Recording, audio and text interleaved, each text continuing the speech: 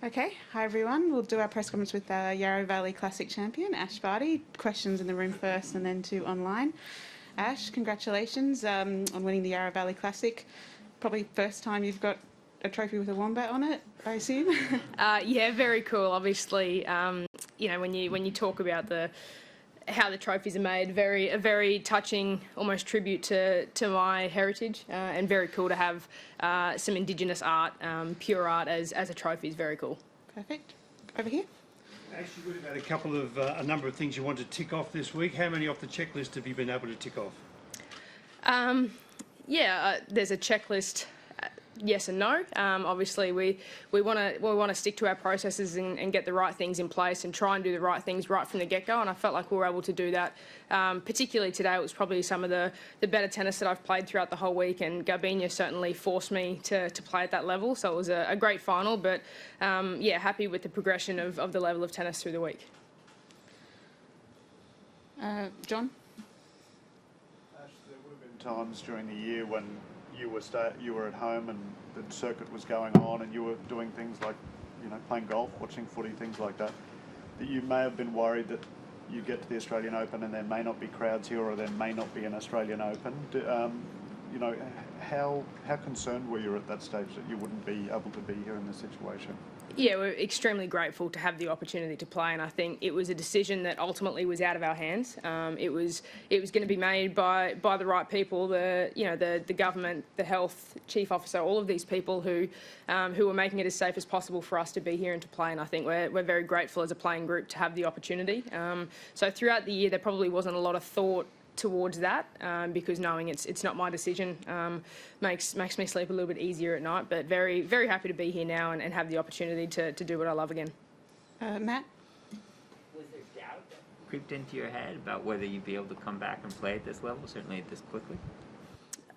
Yes and no. There's always a little bit of the unknown, but I certainly get confidence from the work that I do off the court during pre-season with my team, and not necessarily hit the panic button if we don't get a win straight away. So I think for us, it's doing the work, sticking to our processes and sticking to our routines that we know work. They're not always going to bring the results, but if you go about it the right way and make the right decisions for the right reasons, then regardless of those results, you're putting yourself in good stead.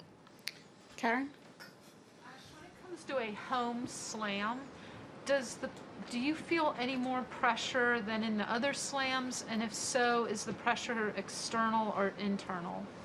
There's no extra pressure for me, that's for sure. It's the same whether it's a Grand Slam or it's a first level of a tour event or it's any other match. I think the extra pressure and the extra chatter comes from you guys. So that's that's not really my concern. It doesn't change the way that I prepare or that I play. So I think for me, regardless of what tournament it is, what match it is, what court, the routine and the preparation's all the same. And that's how I know that I bring out my best stuff. Okay, Mark? We've seen some of the top contenders for the Australian Open pull out of matches, play it cautiously leading in, whereas you're making a habit now of winning tournaments leading into Grand Slams. Like, how important are lead-ins to Grand Slams from your perspective? Because it seems to differ from player to player. Yeah, every player is unique. Every single player prepares in a different way. For me, I love the opportunity of playing at home. I love playing in Australia, and I feel like if there's a tournament here, I grab it with both hands and try and do the best that I can. And of course, I mean, getting matches under your belt is important, particularly after an extended period off for me. But any time I get to play at home, I love to play in Australia, and I love to play in front of my friends and family and try and prepare as best that I can in that way leading into the Australian Open. Okay, here. You obviously won your lead-in tournament last year, won your lead-in tournament this year. Do you feel like you're better prepared this year than you were last year going into the AO, or better prepared last year? Where do you sort of feel like you're at? It's very different. I think the circumstances and the situation is extremely different. Both are unique. I mean, I'm just trying to come out here and do the best that I can. I've done the preparation. I've eaten my Brussels sprouts. I've done all the right things to kind of get myself in a position now that I can go out there and try and perform at the best level that I can. So I think for me, I go into this Australian Open excited, well prepared, ready to play, and then we just see what happens come that first match. We focus on that first match, try and do the best that we can, and then we go from there. Okay, we'll do three more. Matt, and then Courtney, and then this lady here. Matt? Ash, she's obviously a super aggressive player, but the stat said that you had twice as many winners as her, and I just wondered how much you think that had to do with your switch, I think in your time off to natural gut, and I just wondered how much that kind of brought to your game. Yeah, if you can talk about that. Yeah, the change to half natural gut in the crosses was something that I've always wanted to do, but never have really had the time to learn how to play with gut properly. And there's still a little bit of an adjustment, but I think, you know, today I had to try and neutralise as best I can and then get on the front foot as soon as I could. But it's not always just about the tennis sometimes. You know, it's about how you can control the court. And I felt like I moved great today and was able to squeeze the court a lot of the times and make Garbiñe press a little bit, which was an important part of the match as well. But all in all, it felt like it was a pretty solid performance. You know, I'm still my harshest critic at times, and there are things that I would love to do better, and that's the challenge of sport, is every day trying to get better and better. Okay, Courtney. Thanks, stolen my thunder.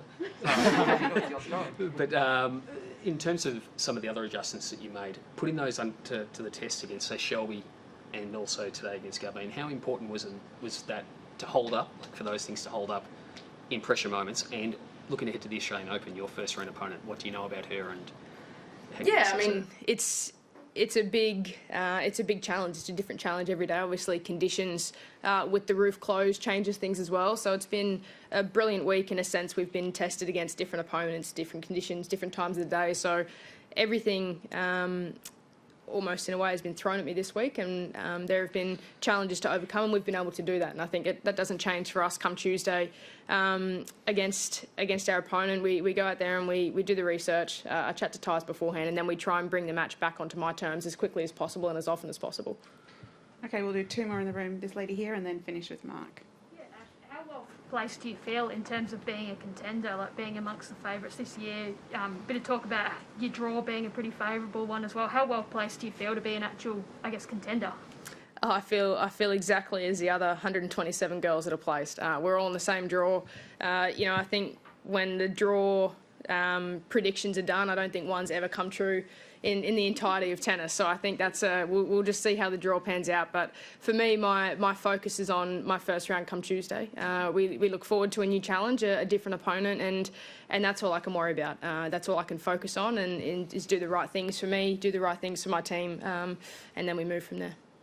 Ash, my question is probably the obligatory Chris O'Neill one, obviously the drought. I know you've played down the expectations. You answered a question a little bit earlier about it, but do you feel some responsibility in some ways as someone who's got to the top of the game? That drought's there, it's weighing on the country. Does that ever come into your mind that this is a real opportunity to end that? No.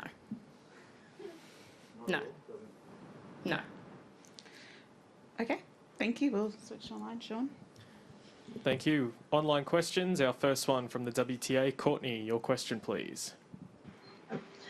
Ash, just talking through that match a little bit, it just felt like every point was really huge and a bit of a seesaw, especially in that first set and even the second, just kind of holding her off. Can you just talk through what you thought was the key in neutralizing Garbiñe's game today? Yeah, I think Garbiñe is an exceptional front runner, so it was important for me today that when she did get a couple of those early breaks in the first set, is to not let her run away with it and respond instantly, but the focus is on every single individual point, is trying to turn up as best that I can for that point, and that's all you can do is one point at a time. They're very cliche, but that's the only way you can work through a match. So it was important for me today to really do that well, do that probably better than I've done throughout the whole week, and that was a really positive reflection, I suppose, coming out of the matches, that we did that exceptionally well. And you know, and when push came to shove, those big moments, I was clear, I knew what I wanted to do, and then just had to execute. Thank you. Our next question from Tennis Tour Talk, Michael Dickens. Hi, Ash. Congratulations on your victory this afternoon. You know, from the very beginning, you had a tremendous first service game. I think you had 3 aces right off the bat. Could you tell from the beginning that, you know, looked like you were going to be on today against Garbiñe? Did you feel like you were in pretty good form for your first week back? Yeah, it's a tricky one, I think, because we try and play each point, as I just said, on its merit and do the right thing for each individual point, and that's all I can focus on, is not think about that today's going to be my day or today's not going to be my day. It's about going out there with the right attitude and trying to bring things your way instantly, and I wanted to be really clear with how I wanted to play, and obviously that first service game was a good one, but you're not going to get every single service game like that. So it's about managing the whole match throughout, but just trying to play each individual point as best you can. And then this week, you played some good opponents, some good tennis. Does this put you in a good frame? Coming off of a good week, looking ahead. To the Open starting for you on Tuesday?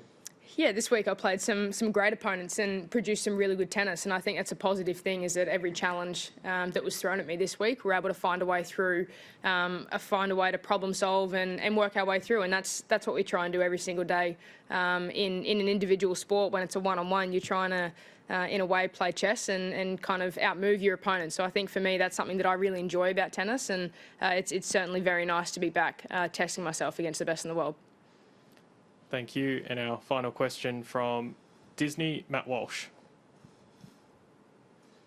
Hi Ash, I just wonder if you can reflect briefly on the last sort of 12, 13 months that you've had as a whole. It hasn't been like many others on the tour.